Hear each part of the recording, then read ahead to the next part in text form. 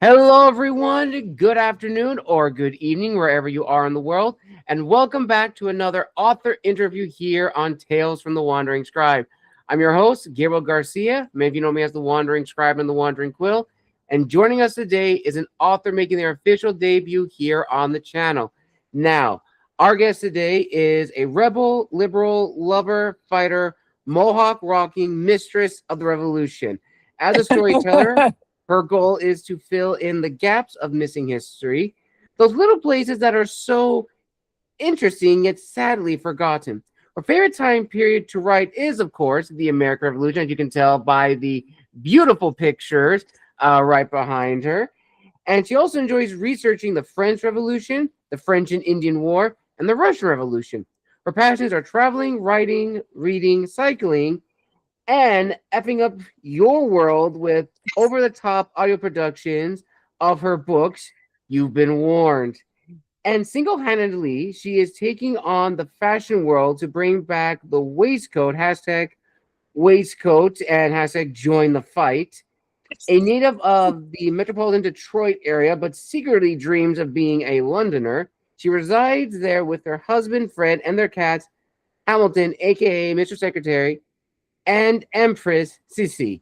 And in her own words, rock on, Rebels, which that actually brings me back to my alma mater of UNLV, hey, Rebels. So, without further ado, everyone, let us give a huge round of applause to our guest today, author TJ London. TJ, welcome to the show. Thank you so much. Thank you for inviting me. Thank you for reading my bio too. I laugh when I hear it read. I'm like, oh my gosh. But it honestly kind of encompasses how I see myself as an author. So you said it all. Thanks for the intro. Awesome, TJ.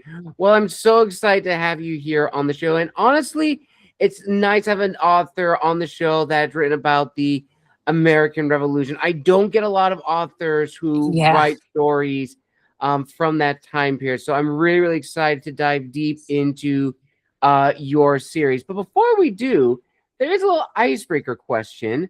Is there a random fact about you that not a lot of people may know?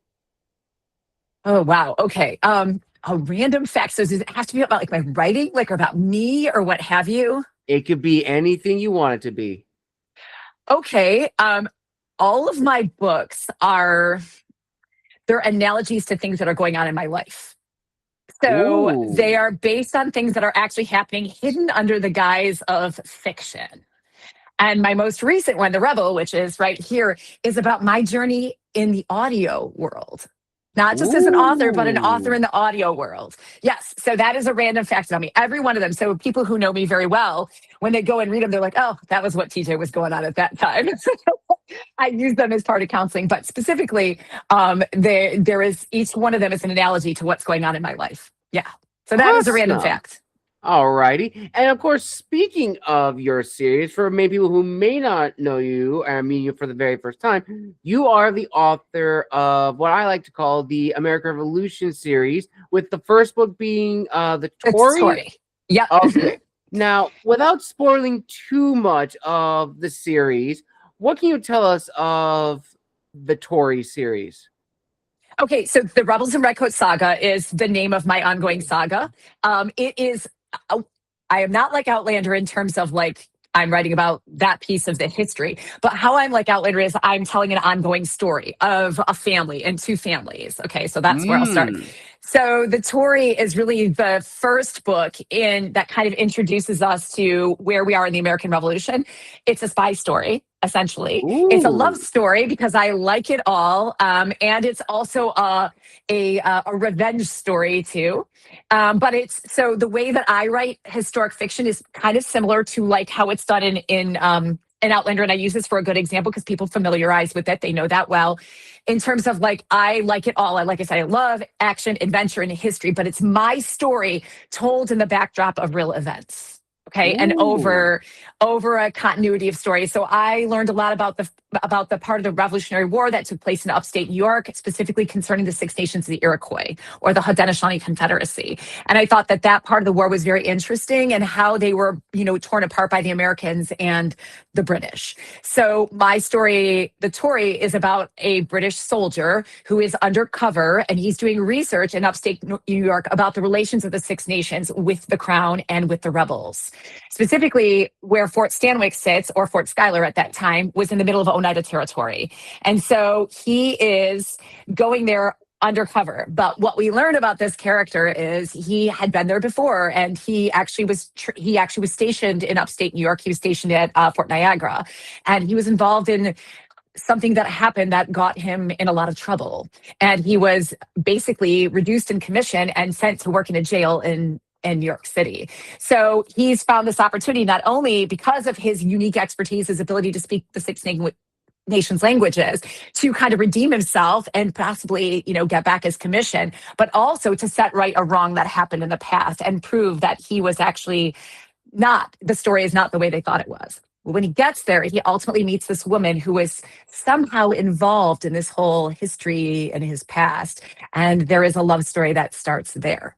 So that is the introduction of the Carlisle family, John Carlisle, the British soldier, and then the introduction of Dallas McKesson, who is half Oneida, or by Oneida standards, because she's a woman, she's Oneida.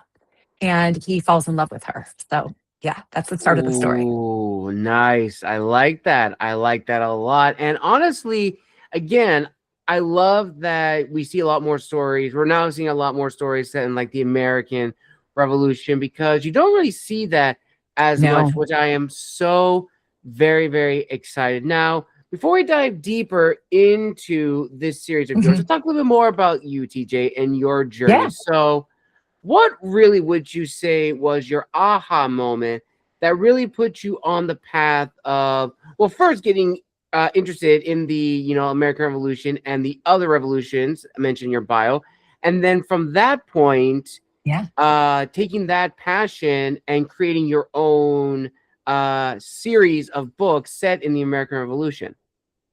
So I'm going to try to make it quick, but it's actually not a quick story. So this is going to date me for those of you out there who are Gen Xers. I am a Gen Xer. When I was young, we didn't really have a lot of cable channels or Netflix and those things. So when I was very young, we would have these things called made-for-TV movies, okay? So there was one called North and South that was done by John Jakes. Yes. People famously know it. But before that one, John Jakes did a series called The Bastard, the Rebels, the Seekers. Yes. Oh my gosh. I read the books of that. Okay. So now we're speaking the same language. Okay. So I was a little girl. I had the stomach flu, and I was laying on the couch watching this. And now when I watch it, it's so dated and the costuming's terrible and all the things. But when I was young, I was laying on the couch, sick as a dog, watching this, and I fell in love with the clothing and the look of the revolution. That was it. It was something that just appealed to my eye. And so I was like, and it kind of stayed with me. I'll put that piece over here. Okay. So when I was young, my father was in the service, and he was very patriotic, and he loved to travel to different historic sites. And we traveled to Colonial Williamsburg when I was very young. And I went there, and everybody has different feelings about past lives and different things, but there was something that spoke to me very much when I was there. And so I fell in love with the American Revolutionary War time period and just loved to read about it and was a history buff. Now, in my real profession, I'm in medicine, but in my side hustle, I'm in writing, right? And I decided to continue to research the Revolutionary War, but I never intended to be an author, because what I do professionally is research based. I have a lot of patient care aspect, job requirements, and research based, and those kinds of things. So I had some very serious events happen in my life that put me into counseling. And part of counseling was they wanted me to journal to deal with my issues, right? I was in a very bad place, and I was of the mindset, if I start journaling, this could become a very not good situation. I don't need to reflect. I actually need to escape. So my counselor suggested I do some writing, creative writing.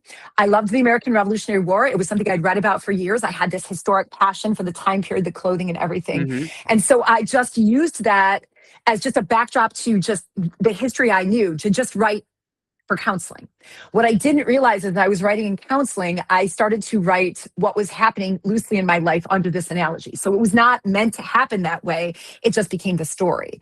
So then it was a counseling tool that I handed over to my counselor and was like, we would talk about every day what I was writing, what I was doing. And ultimately I started to work through my problems. Flash forward, when I was still in counseling, she's like, why don't you let somebody read this? I'm like, nobody's meant to read this. This is just a counseling tool. And ultimately, I let someone read it and they're like, no, this is really, really interesting. And so then eventually, long story short, I ended up publishing my first book, The Tory, and it kind of ends a little bit on a cliffhanger. And people were like, oh my God, I love this. Where does this go? And I'm like, I don't know where it goes. I'm still in counseling. I'm still dealing with my problems. And then I went on to write The Traitor, and then I got a small following. So I never intended to be an author. I never intended to be a writer. The American Revolutionary War, the interesting thing, when I went to try to pitch the book eventually and get editors and different people, everyone I met with was like, nobody wants American Revolutionary War. That is where movies go to die. That's where TV shows go to die. Look what happened to The Patriot. Look what happened to Turn. Look what happened to all these different things. Nobody wants American Revolutionary War. Even if Hamilton was out, they were like, if it's not about Hamilton, nobody wants it. And so I didn't think about those things. I wasn't trying to market myself. I just wrote what I loved. So that's really the truth of it. That's how I ended up in the American Revolutionary War. And it's just my favorite time period. And now it's like I feel like I'm a person out of my time period. That's where I gravitate. That's where I was meant to be the most. That's where I find all my passions, is in that researching the Enlightenment and all the things that were happening at the Enlightenment. We know the French Revolution came around that time. We know the French and Indian War led to it. Yep. We know about John Locke. We know about Jean-Jacques Rousseau. We learned about colonialism, how colonialism changed our world today, the studying of the Constitution, the studying of the building of our government, Madisonian, government. So it all kind of comes into that period. So I became just a student of that time period through all of it. So it was a fluke. Truly, it was a fluke. It was a happenstance that I ended up where I am. So, well, I have to tell you, I had a chance to read some of the excerpts that I was able to find of The Tory and, of course, the other books. And I have to say, I'm hooked. I'm absolutely hooked on. Thank you. On the series. It's darker. It's on the darker side. I own that. I like to call myself the darker side of historical, because I'm not going, but you have to understand, when I wrote it, I was not trying to please anybody, but the counseling journey, and there's components of addiction I was facing in there. There were components of my own problems that I was dealing with in there. So a lot of people, when they read it, they're like, wow, I didn't expect this to be such deep content. So thank you for saying that. Absolutely. And I'm actually just very curious. So once after the first book, what really surprised you, if you go a little bit more in detail about writing, book 2 and, of course, book 3? Because, as you mentioned not too long ago, you wrote The Tory on a cliffhanger. So what really surprised you about, the reaction and the following you were getting from people who were genuinely interested in the story that you were writing? So it was okay. So I didn't mean to write it on the cliffhanger, to be very honest. I actually wrote far into book 2. And okay. and then when it came to actually editing and working on it, the first book, full disclosure, is 200,000 words. So it's a 600-page book. So, I mean, producing that is expensive. If I was going to produce it, getting it edited was expensive, all those things. So I recognized I needed to kind of split it, because remember, there was no goal to publish here at any point. I wasn't thinking about how long the book was, any of those things. I was just writing. So that's the first thing. So I didn't mean to cliffhanger on people. I had to find a smart spot to cut it and go for there. So that's the first thing. The second thing was, there is a lot of violence in my book, and there's a lot of sadness, and there's a lot of deep issues. And there's also the deep issues of what was happening for the Six Nations at that time. And so I really figured, when I put it out there, I didn't know if anybody was going to like it. I was doing this as part of the process I was going through in the counseling. What didn't surprise me, as self-deprecating as an author can be, was the people who hated on it, right? Like, I was like, I get it, right? I'm not an author. And I kept saying, I'm not an author. I'm a scientist, is what I do. But the people who came back and loved it and wanted to know where it went was really interesting to me. And not because I don't think it's fabulous now and I don't love my work. I absolutely loved it. But I recognized that, that was a darker story. A lot of people like historical this way, and I was writing it over here like this. So when people loved it, I was like, this is awesome, because they're seeing the journey and what I'm going through. and also what they saw in the characters that I didn't see. Because ultimately, what I was going through was my counseling on that page behind the storyline. And they were like gravitating and seeing things in me in the story that I didn't even really realize I was writing. But also, I had military people who reached out to me who could understand the PTSD this character was going through, could understand in their own experiences, be it in Afghanistan or in Iraq, where they had been put in these difficult moral conundrums and the ramifications of what they lived with for doing those things. Because John ultimately was forced into a decision to do something that he didn't want to do, but it was part of what Ooh. his job was, right? And that's what he's dealing with, right? And so there were a lot of people who could understand the PTSD as a soldier he was living with. So it it opened up this space of conversation and mental health and bringing in readers that I didn't think I would get, right? Like I just it was it I always tell people everything with a Tory is kismet, because the Tory not only changed my life, turned me into an author, made me where I am right now. It not only helped me mental health wise, but it taught me so much about, like, it brought people into my world and it helped me learn to, like, dialogue in different ways than I never thought I would. So that book is super special to me. And so I'm very much of the mindset, love it or leave it. What people, it's so special to me. And so when people love it, it's awesome. And when they see something of themselves in it. Absolutely, TJ. And I would just say this. Once this actually interview is finished, I'm going to get you in contact with another good writing friend of mine, Deanne Dietz.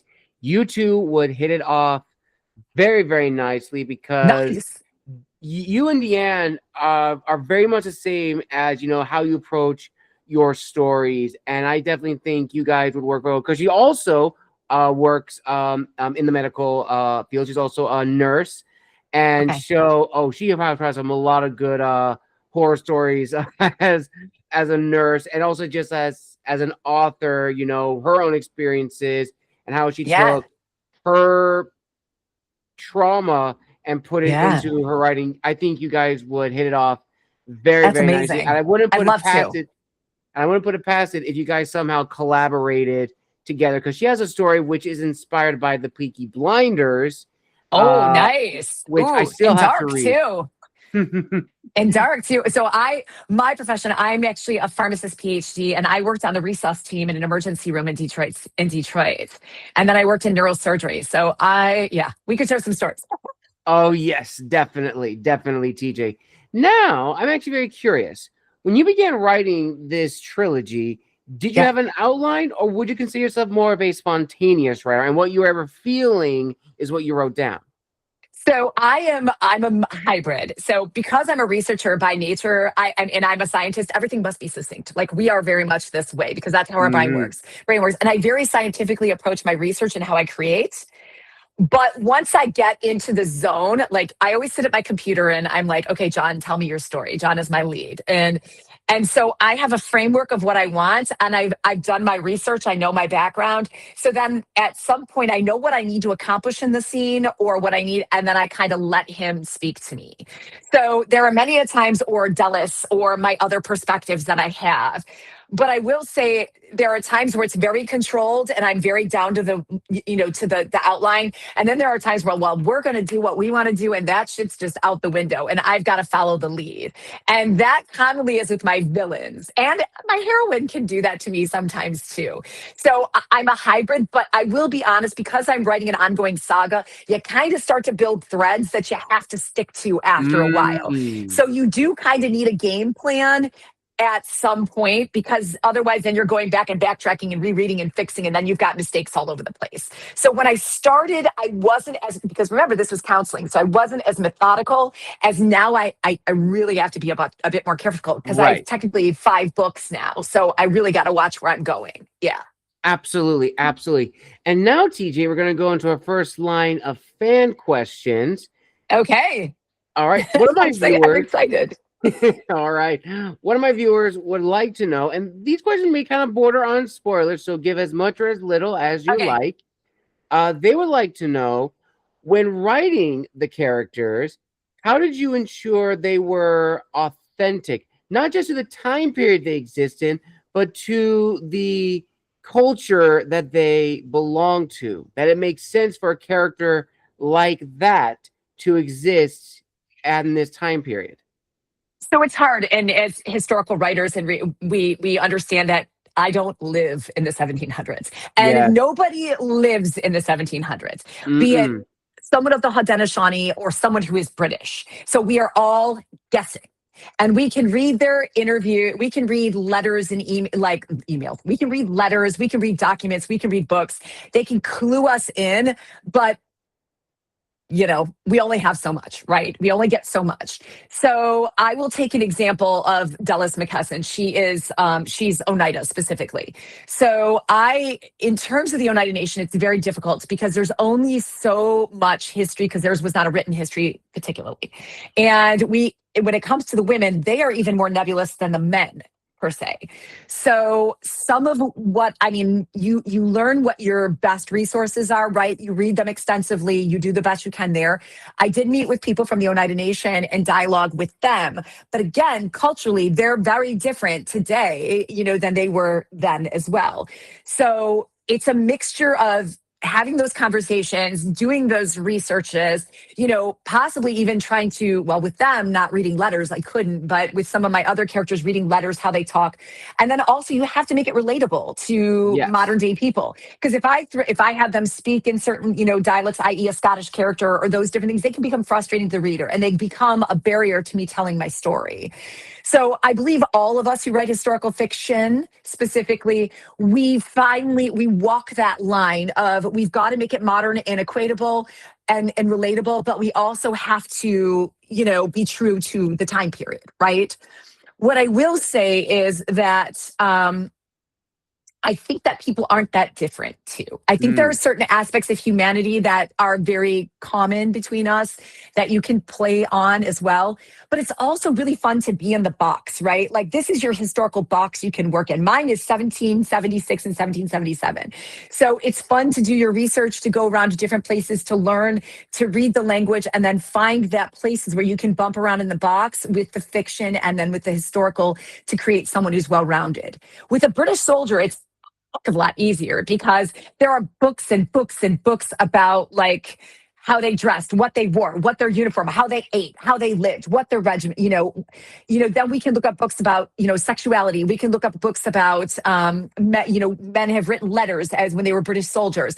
We can look up books about, how soldiers' lives. There's so many great books you can read. And again, it's still that box. You've got to bump around in there and get it right, but you've also got to make them relatable. So you give Mm-hmm. some things away to make them, so I try to be very careful and not use modern language. I try to not use those things. I try to look at words and always do my etymology for the time period, make sure that that I'm doing my due diligence. I'm not perfect. Nobody's perfect, but you do the best you can. And it takes a long time to learn all those nuances. And then you still learn more as time goes on and you still, improve on those things too.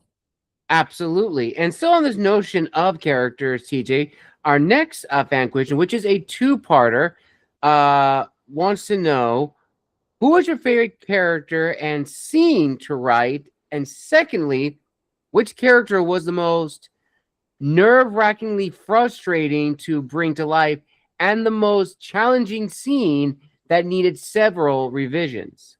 Okay.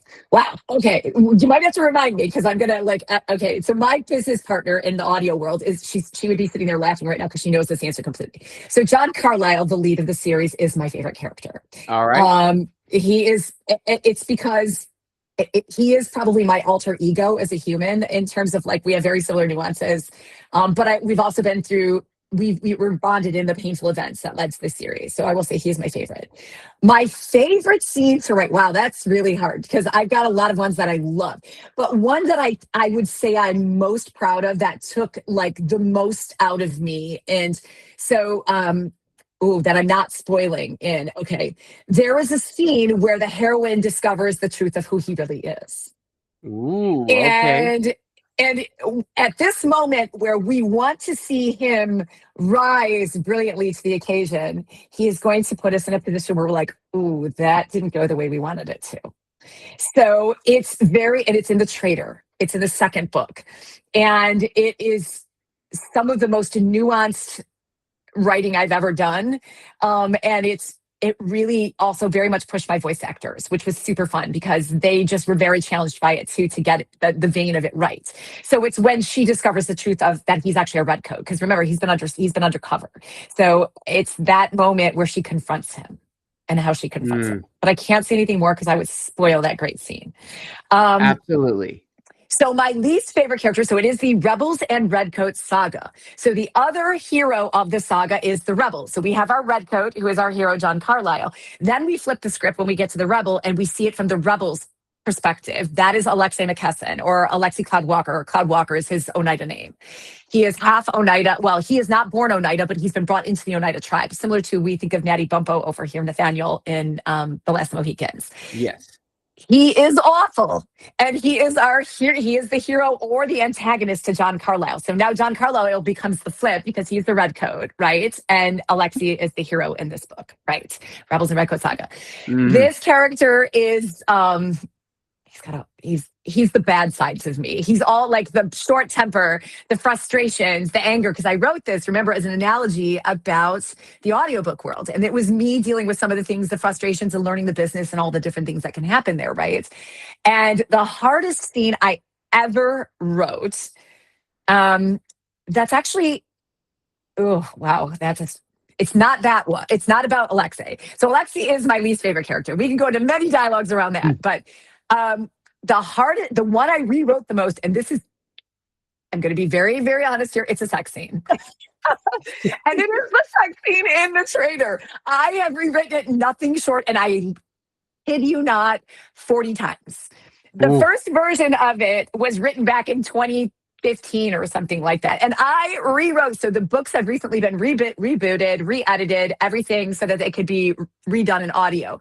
I literally rewrote it again before it went to this next version of audio. So it has been rewritten, and it's because sex scenes need action, adventure, love, description. You have to move plot, all these different things. And this one was it had so much weight behind it. And that scene, oh my gosh. But the finished product, I'm very happy with. Until then, I was clearly not satisfied. So. All right. Fair enough. Fair enough. Good question. Whoever asked that. Good question. Awesome. All right. Now, kind of going back a little bit in time. So it's right around after, the first book has been published and you're slowly getting ready to do book 2 and already plotting out 3, 4, and 5. Ultimately, looking back on your journey thus far, do you remember what the goal you had originally for this series, and ultimately with the response you've gotten from readers, fans, and also working with various narrators who have narrated all of these amazing characters, what is the promise you're making, not just to yourself, TJ, as the author, but also fans of historical fiction, as well as fans of the American Revolution and stories like this? So what's the promise for them? What's the goal? What's the end game? Or here? So it's not done. There's quite a few stories to come. So that's one of them. I have a lot more story to tell. We're going to go all the way to the Regency, ultimately, not just with these characters, but with descendants. And then actually I have a story that comes later in World War II of their descendants. So there's much more to come. You're really playing this whole family tree out. Okay, and then also, a lot of my fans love Man of War, which was the prequel. That's all Royal Navy based. I also have promised they just love that book. There is a second, potentially, and a third one coming behind that one because they just love that branch of the story of the Revolutionary War. So I just put that out there. For the audio component, what's interesting? The majority of my fans actually came out of audio because we have very big casts. Like I've gone all the way up to 13 narrators in my books. They're all duet style and they're also audio plays. So while I don't have sound effects except for in one of the books, it's all performed like a very theatrical performance that's been done. And so the people who love my work, they're very dark. So we have lots of trigger warnings on my books, and that's why I call myself more of like a dark historical. So for the people who love what I do, my goal is that I promise you my audio will stay exciting. And that what's coming next with the reboots is really, really good. And it's really exciting because I get to direct and work directly with my voice actors. So we really do some exciting things with their performances. And I try to always bring in people that, I push them to the limit of their performance and they deliver on some really exciting moments. So my goal is I loved John Jakes' style of storytelling. I love that he had love, action, adventure, a lot of that. I try to make it a little bit more appropriate for the 2020s. And then I try to make it like you're gonna have an adventure in your ears and on the page, whichever one you choose to. You might be a little scared, you might be a little terrified, you're gonna learn some history, and you may fall in love, but it's never gonna be a dull moment, be it the audio or the physical book. So that would be my Nice. promise. Amazing. Absolutely amazing, TJ. And now this next one is kind of leading into what my favorite segment, or one of my favorite segments, is the reflective side. Now, as a semi-reflective question, it's another two-parter. When did you feel confident in claiming the title of, being an author? And I'll give some context to this question because Yeah. I've been doing this show now for about 7 years, which is absolutely insane. 200 something authors over like 7 years. It's been. That's amazing. Thank you. Thank you. That's And amazing. a lot of the guests that I've had have shared their experiences where, they view themselves as writers and not necessarily authors. And I've always seen this debate of, what classifies someone as either or. Are you a writer if you just write but don't publish? Are you an author if you have a publication? And there's that hesitancy to, claim ownership because depending on the genre that you write in, and we're going to touch on this a little bit later when we go into the business side, being an author has a different reactions depending on who you tell it Right. to. Depending on if it's like, friends and family, your inner circle, or complete strangers. So ultimately, TJ, for you and this series, when did you feel confident in yourself and your abilities to claim the ownership that you are indeed a writer and an author? And when did you tell your friends and family that you were embarking on this new journey? And what has their reaction been like? Okay. So I have a very definitive way of looking at author. Now, whether you consider yourself a good author or all those things is one thing. But for me, anybody who's done the deed, like gotten themselves a cover, gotten themselves an edit or not, either or, gotten themselves a physical book and put it out there for the world to have an opinion on you, God bless you. You are an author. Whether you consider yourself one or you like it or you think you're a good one, you have crossed the void. You have now given everybody free reign to say all the horrible things they possibly can about you, give you 1 star, tell you suck, tear apart your book, and that takes bravery. So whether you love your work or you think it's good or what you feel about it, God bless you, have the right to say the authorship. I'm Catholic. I'm giving you the Catholic, all that thing. But what I will say is whether I consider myself a good one or you consider that self-deprecating and that's about your own, what do you call that? Imposter syndrome. Yes, it's about your own imposter syndrome. So that is when I crossed the void and said, I am an author. Okay. And I stand by that. Now, whether, like I said, all the other things are different. When did I tell my family? So, I had a lot of challenges with my family. I love them dearly, but authorship was very personal to me, and I was going through a lot of personal things in my life, some of which had to do with my family.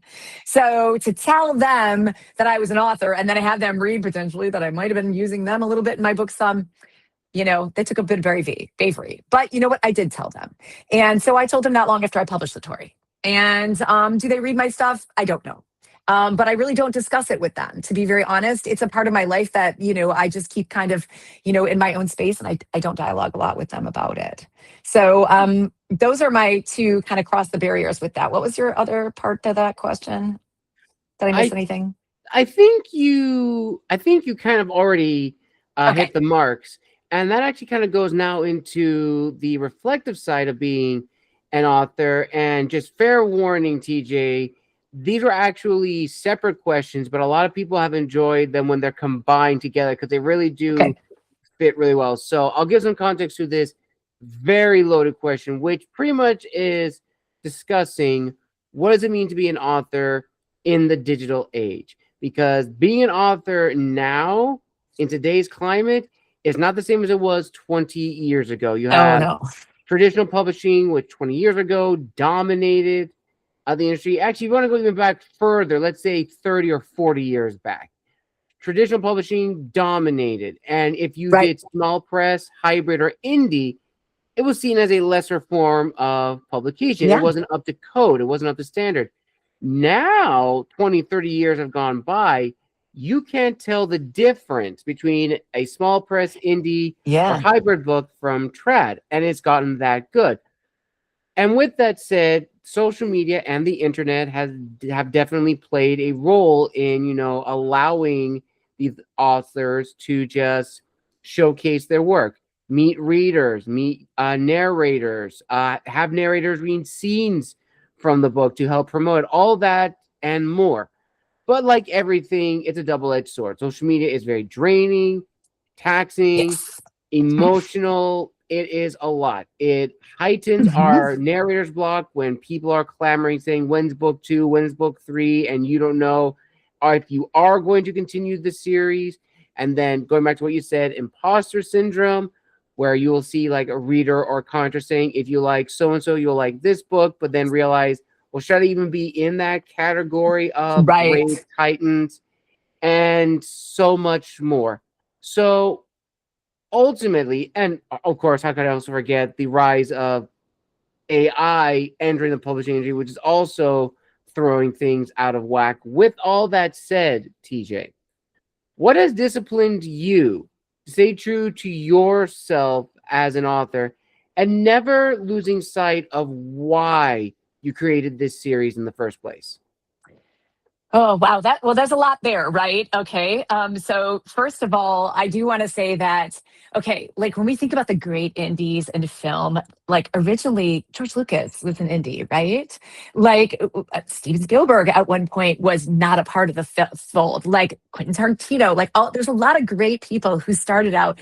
So I think anybody who's ever looked at indie like lesser than just needs to get their head out of their ass, okay? Because indie is innovative. I mean, when we think of music, indie was innovated even before it was mainstream. We know Mm-hmm. that the mainstream is even back then pulling from indies. We don't want to give them credit. We don't want to give them any attention, right? But we like what they're doing. We're going to watch them and we're going to follow them for the trend. And that's still how it is today. While there's a ton of us now, you can be hybrid, you can be indie. There's still, we know that the trads are watching us going, what's the trend right now? They got on the hockey trend. That's been going on for a while. They got on the dark romance trend. That's been going on for a while. So where it's at, like the song by Beck, is an indie. Like respect. No disrespect to my trad friends. I love them. I have tons of friends. God bless you. You know what I mean? But it's the space is also not ready for everybody. And it's not right for everybody, depending on what you're writing. Okay. So what I will say, what it's like and how do you stay true to it? Well, you have to know who you are as a Mm-hmm. writer. Like if you know who you are and you know what speaks, well, first of all, AI, a lot of people can turn out a lot of books through AI and okay, that's your ethics, that's your business. Like that's what you're trying to do. Are you trying to tell a story? Are you staying true to your vision and what speaks to you? Or are you just trying to make a buck? And I understand there are different reasons people go into authorship and we have to own that all of those are a thing, right? And I can't judge this person or this person or this person or this person. They all have different reasons for what they're doing, just like we do in any job. But for Yes. myself, I mean, this is not my primary profession. I sit down to write because it's cathartic. It helps me deal with my problems. And it's what feeds me as a scientist and as a person and keeps me balanced. So every time I sit down to the computer, I take that with me to write. And trust me, I wouldn't be writing American Revolutionary War saga, that's dark romance kind of, if I wanted to sell mainstream, right? Like that's just not where it's at, right? Like if I'm trying to sell to the masses, that's not. There are plenty of people trying to sell to the masses. God bless them. Let them do that. I am trying to take myself on a journey of self discovery on my own mental health, but I'm also like, I'm telling the story that they're not telling. And that makes it really easy. That's why I call myself the rebel author, the revolutionary author. I'm trying to tell my story my way in my space and what feeds me and feeds my readers. So for me, it's very easy to stay true to it. Now, is it hard because of social media and getting fans and finding people? Hell yeah, it is. I mean, I probably could have a lot more fans if I was writing something different, if I was writing something fluffier, if I was writing Regency, if I was doing something like this. But there are plenty of people doing that. This is what feeds my soul. And if your soul is fed by what you write, then your readers will be fulfilled by what they read. So it's very interesting and it's very easy for me. I write revolutionary war fiction. I get asked all the time to write something different. And I'm like, well, thank you. But there are plenty of people writing that and they do it well. This is what I write. So when you love what you write and you write from where you love, it's really easy to stay true to your vision. And then you just have to disperse that out through your social media. Social media drives me nuts. We all hate it. It's a pain. We all hate having to advertise ourselves. I wish I could do better. Looking for a good PR person, those kinds of things. But I'm always true to my vision. And God bless, whatever people love, whether they like it or they don't like it, that's okay. I did what I needed to execute. When I put that book out into the world, if I love it, if it's what and my editor, who she judges me, she's allowed to judge me. If I love it and my editor loves it and it served our purpose, it doesn't matter what anybody else thinks. The people who love it will love it too, because they'll know where it came from. So you just have to ignore all the noise and just stay true to your journey. And that's how I do it. Well said. Well said, TJ. Now, this next question is more of a debate that I've been seeing Okay. in the interweb, and I want to hear your 2 cents on it, of whether or not we're still in a golden age of authors, or rather have moved into an iron age. And I'll give context to this one. So Okay. I began my career as an author back in 2020. In fact, a lot of us indies began our careers during the lockdown Okay. era. And, the market became flooded. And some would argue It was flooded oversaturated. before that. It was flooded before the. Okay. Yeah, you may be right on that. You may be right on that. But by that time, it just got flooded and was just like, it was so overwhelming with new creatives, new people, and not just authors. You had editors, artists, and of Yes. course, some narrators as well. But, and this is going back to the rise of AI. AI also grew. I mean, in less than from 2023 to now, in less than 3 years, it's gotten so good, which is ultimately shocking. And, going to what you said about how some authors crank out 200 books. If you know the reference I'm talking to, listeners, you know what I'm talking about. But it's brought up this discussion of, because of technology and how it's changed the field, are we now more of an iron age where we have those that are passionate about the industry and those who just got into the industry to make a quick buck and are not passionate of wanting to enhance the scholarship? So I would like to hear your thoughts on this, TJ. Do you believe, from your own personal experiences, we're still in a golden age, or have we transitioned into the iron age?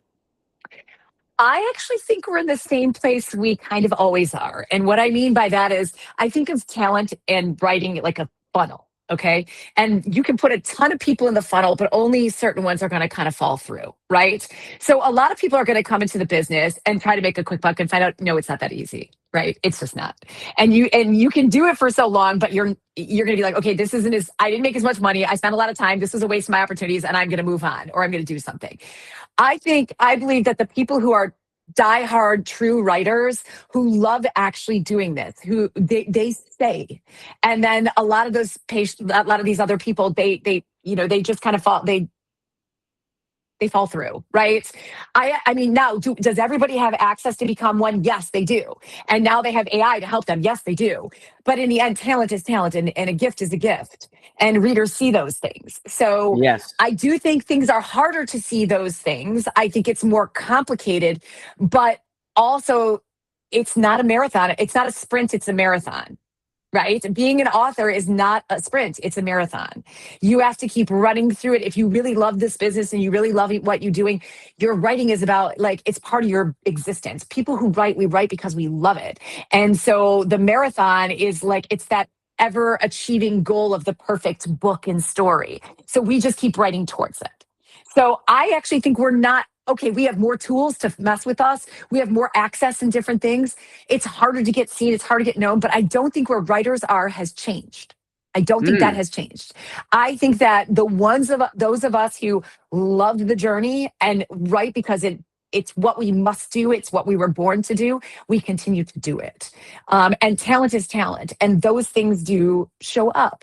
So, I don't think we're in either or. I think we're just in transition, right? With different options and different abilities and different things. But I think writers are writers, and authors are authors. And we're still, so I personally think people who aren't here for the right reason, they'll get out for the right reasons. Well said, TJ. Well said. And you actually said that something that I've actually mentioned numerous times is that it's never been more easy to get published, but it's never been more Right. difficult to market ourselves. And that actually now Right. leads into the business side of being Yeah. an author. Now, kind of like the other questions before, I'm actually going to combine a few questions because I think they really do fit well together. And these talk about, understanding our audience, but also understanding the balance between individuality and authenticity with marketability. And I'll explain why. So, as authors, when we write our stories, we are the target audience first and foremost. We know the story better than anyone else. But when we go and publish said stories, we really have to figure out, okay, who exactly are we writing for? Now, I've had a lot of people on the show say that they've never thought about their audience, or they're still trying to figure out their audience despite writing for many number of years. But this has led to another discussion, which doesn't get a lot of talk and recognition, and that is the expectation of the genre. And what I mean by that is every genre has readership, and readership Yes. has certain expectations of how a story is supposed to go. Historical fiction is no exception.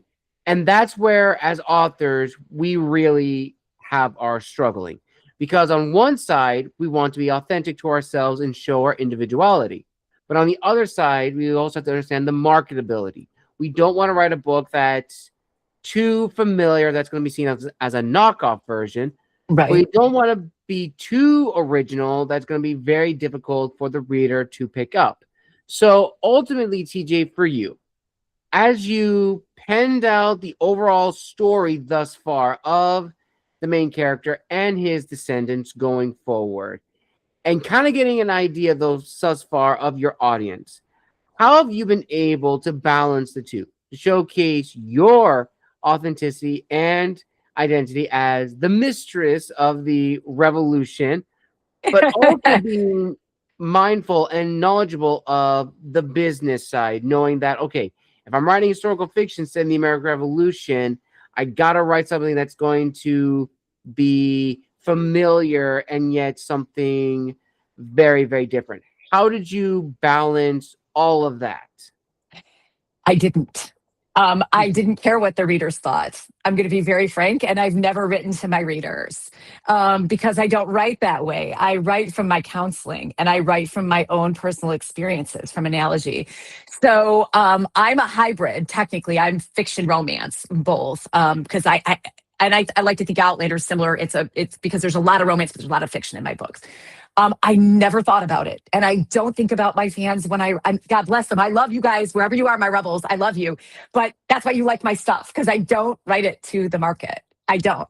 Mm. I write what feeds my soul and where my story takes me, and I recognize that people do, and they have those concerns, and they have the concerns of the trope, and they have the concerns of romance, and that's a different writer's journey. So I would be disingenuous to myself to say anything less than that doesn't even come into play when I write.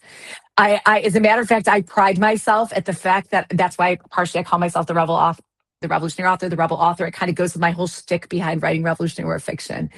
I've always just been true to myself. And All right. and I recognize it makes some readers of the genre hate my stuff.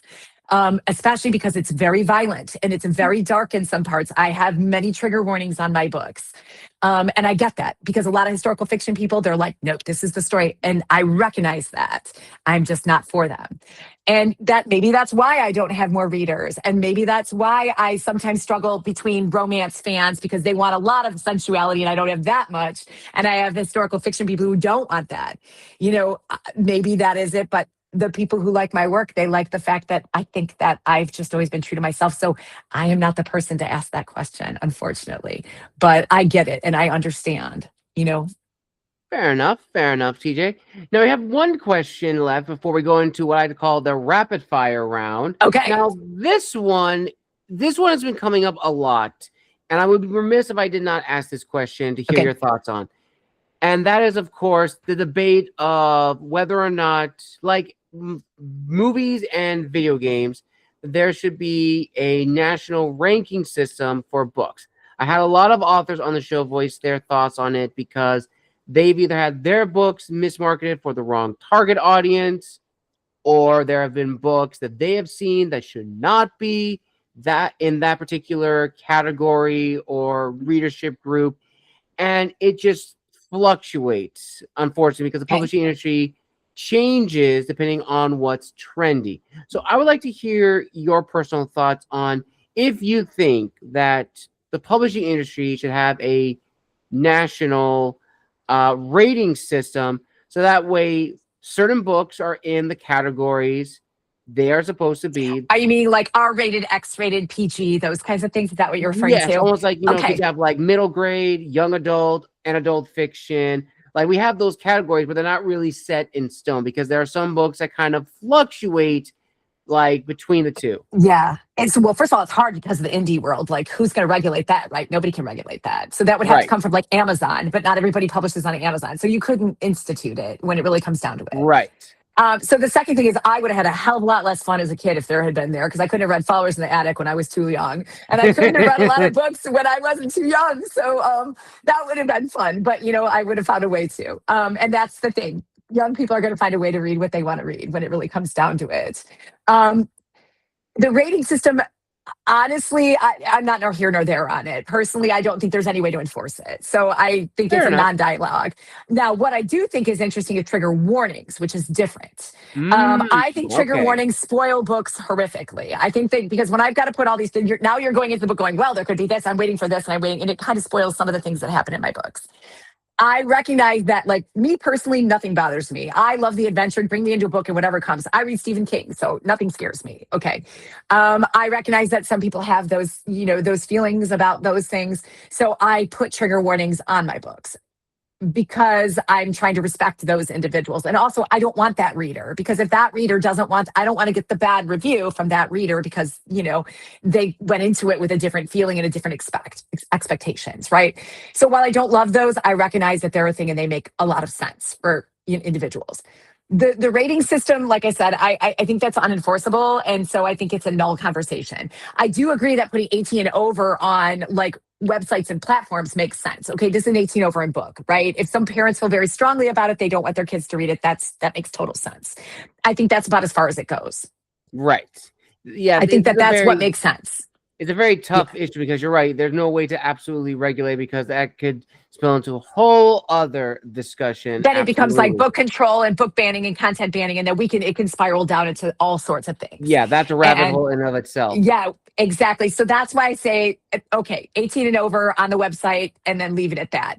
All the other nonsense that people give genres and different things, ultimately that's all made up, and that's, people say it is a thing, but I mean, anything that's fiction and historical is historical fiction. So technically, a historical romance is a historical fiction because it's fiction, it's historical. Like we self-impose those on them, and to some degree, it puts constraints on a lot of books too. And I've been pocketed in you're a historical fiction, and then I've been pocketed in you're a historical romance, but I'm not either of those.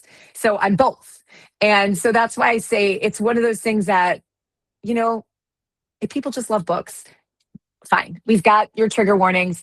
Go look for books. If you like history, go look for those books. Do you know what I mean? And then if it's 18 and Yes, over, yeah, don't let your kids if you don't want them to read it. But that's where I leave it at that. Do you? You know? absolutely. That's very true. That is very true, TJ. And now we get into the rapid Okay. fire round. Okay. All Rapid right. fire. I'm ready. All right. First, and these are all fan questions too. These are all Okay. fan questions.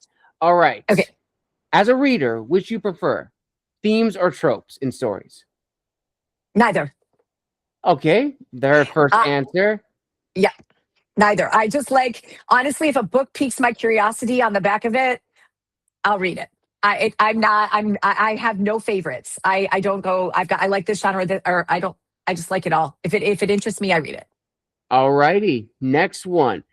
Of the five senses, which is the most difficult to show in storytelling?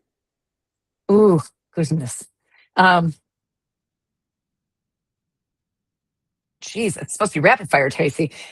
Taste can be challenging. Ooh, Taste. I like that. That's a good one. That's a good one. Best way to introduce conflict into a scene. Best way to introduce conflict into a scene. Um, Fire a weapon. Right? The Effective and it Revolutionary works. War, fire a weapon. All righty. Best technique to help with suspense writing.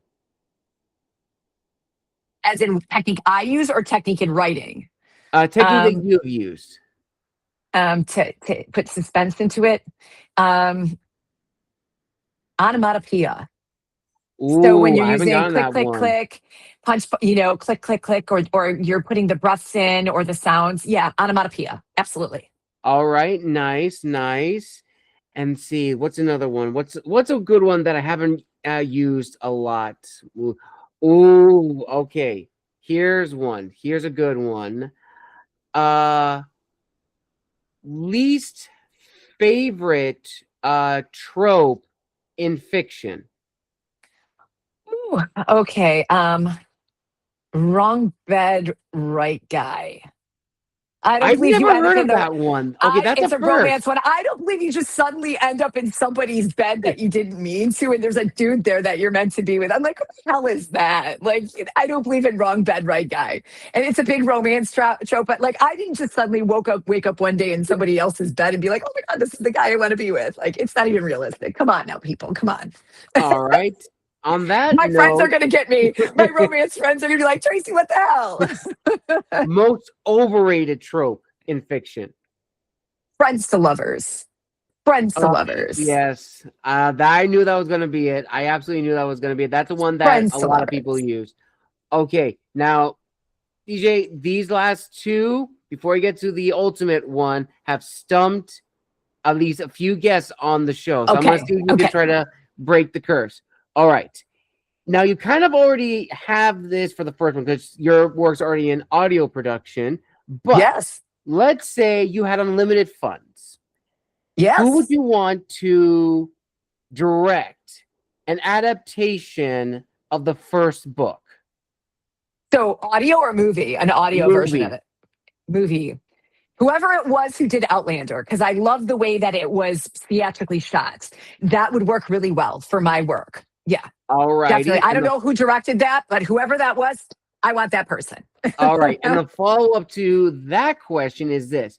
Let's look at the main characters, the Okay. top three main characters. Again, you had unlimited money, Yeah. unlimited funds. Who would you cast to be the leads in the adaptation, the movie adaptation of The Tory? Okay, so I actually know this, and so it's a double-edged sword because I love Christopher Tester, who voiced it, and he's a brilliant actor. And honestly, he is the perfect John Carlyle, but he doesn't look like John Carlyle, so that's the only thing. Actually, I would take J.J. Field. He actually was in Turn, and he did John Andre. I would pick J.J. Field. Ooh, For that's a good Dallas one. McKesson, the female. So I don't know the actress's name, but she was in the movie The Count of Monte Cristo, and with James Caviezel or however you say his last name, she played Oh, the that's a blast woman. from the past. Yeah, she played the lead in that, and she was my inspiration when I had the character in my mind. And so for Alexi McKesson, he's and now, I mean, technically, Adam Gold, the lovely actor who did his voice, would that's really hard to pass on him. I love him so much, so I would take him. And Adam, you can hear that out there. I would totally let you play Alexi. But how I intended it was actually Lee Pace, the actor Lee Pace. Ooh, So the okay. character All was right. based on Lee Pace. Yes. So if I had my own way, money wise, financially, yes, it would be Lee Pace. It would be JJ Field. And then whoever that actress was. And I don't remember what her name was. All right. And oh, this actually question was just sent in to me today, and I'm actually glad someone actually sent this in. I don't know who sent this in, but whoever sent this in, thank you for this. Now, we've talked about the director. You've mentioned the actors. Who would you want to compose the original score Oh for well, the tour? that's a tough challenge, right? I mean, like everybody dreams of like another John Williams, right? Like who does something really brilliant. But I mean that's probably a little bit more exciting music. I do like John Barry. He's also long gone, but I'm pretty sure, but great music there too. Um, I don't know at this point, when I think of the soundtrack, I have a lot of weirdly, I have a lot of U2 songs in my mind with the soundtrack. So I don't know. That'd be kind of nice too, right? It's a mixture. Like if we're going orchestral, like, right, there's so many orchestral people you could do. And then, in terms of like my soundtrack that I listen to U2 a lot. So I don't know, it's kind of mixed. But I don't have a definitive person, so I don't have an answer for that one quite yet. Fair enough. If I had to think for a story like this, I would either go with the composer who did the Patriot movie, or the composer for Last Mohicans, especially Oh, Prometary. yes, that's me. I use that commonly in my videos, the promontory, yes. Now I will say I didn't like the Patriot. And I'm one of those revolutionary people that's like, I want nothing to do with that one. But I can't take the credit there. But I also like the people who did the music for Game of Thrones. They did some Oh, really yeah. beautiful music for Game of Thrones. And that was always in my head in Man of War, my prequel. So I did like their music too, as well. All But, right. Nice. And now the last rapid fire before we get to the final question, okay. TJ. And this one is a little bit tough. Which is more difficult for an author to accept? Knowing when to stop editing, or knowing when the story is truly finished? Oh, yeah, those are almost the same thing, right? Art is never finished, it's abandoned. I do believe that. Whoever said that phrase, I do own that. Art is never finished, it's abandoned. So there's a point where you have to abandon it. So every time I open up the Tory, I find something else. I'm like, oh, damn it, I need to fix that. Oh my God. Or, so I think at some point it's about when to stop editing. You need to know when I think the hardest thing is it, the story's never done. So forget that. That's, it's about wanting to know when to stop editing. Yeah. All righty. And then, TJ, we arrive at the final question of this amazing author interview. Now, you talked about a lot of great things in this interview and shared your insight into how you create stories. At the end of the day, what do you want people, or what do you hope people will take away from Rebel, The Tory, Man of War, and many other books in this series to come? I hope that they want to have a journey and an adventure, right? I really hope that they learn some about the history and they go back and question some of it, because I'm taking on some difficult issues, specifically concerning the Six Nations and the Haudenosaunee Confederacy. I hope that I moved them in some way, be it good or bad, right or wrong. I hope they walked away and they were moved by the story. And that I don't know. I just like to take people on an adventure. I hope I took them on an adventure, and I hope I taught them I taught them a little bit about the time period that they didn't know. And also when it comes to the audio, I'm very, very, very loyal and loving of my voice actors and the work that they do. I Same. also hope that they get to hear I hope that I can, first of all, give those people an experience as they do their performance. And I hope that that my fans and the fans of the audios can see these people that they love that are in other books push themselves in my genre and do something really interesting. So I hope they have both an experience that's visceral on the page, but I also hope that they're stimulated and they hear this wonderful performance, and that they also think differently about historical, that we are not just X and Y, we can be Z too. That historical, we don't need to be plumped into this bucket. This is all historical is. No, historical can be just as exciting and relevant and fun as all the other things that are out there too right now. Because I think right now we're kind of like pigeonholed a little bit. And I want to kind of open their mind to that historical is exciting, both in audio and in the book. Yeah, I think that's what it is. Good question. Thank you, TJ. And on that note, viewers and listeners, we conclude another amazing author interview here on Tales from the Wandering Scribe. Want to give a huge thank you to TJ London for coming on the show, making their official debut. And if you want to check out TJ London's book, here is The Tory, the beginning of this incredible series. And if you want to read the prequel, I will link all that down below in the description of this video. Now, TJ, where can people find you on social media if they want to stay connected? And are you doing any upcoming appearances to promote your books or anything like that? Okay, so you can my author webpage is revolutionaryauthor.com. That's my website. All my books are for sale there, the ones that are available. I am rebooting the original 3, the first 2, the Tory, and the audios are there. And so you have links, you can buy them, or I'm on Amazon if you want the paperback. And then I'm on every platform for the ebooks, and I'm on all the platforms for the audios too as well. So I'm everywhere. You can find me under TJ London. I will be, and just so you know, The Man of War is the prequel. That is a standalone book, and then it goes the first book, The Tory, the Traitor, the Turncoat, Yes. the Rebel. That's how the saga goes. I am going to be doing, actually, I don't have any signings scheduled really right now. I'm working towards next year. I'm going to be at Storiations in Scotland, actually. Super excited. And I'm working towards getting more events out there signing. So more to come. But you can always find me on Instagram. I'm on TJ London Author on Instagram, or Author TJ London on both of those. I am on Facebook at TJ London Author. And then I am also on Threads, TJ London Author. Pretty easy. So yes. And then I also have my link tree. If you go to my Instagram account, you can see my link tree, and it'll have all the things on that too as well. Thank you so much. This was so much fun, and thank you to your listeners and everybody. I really appreciate.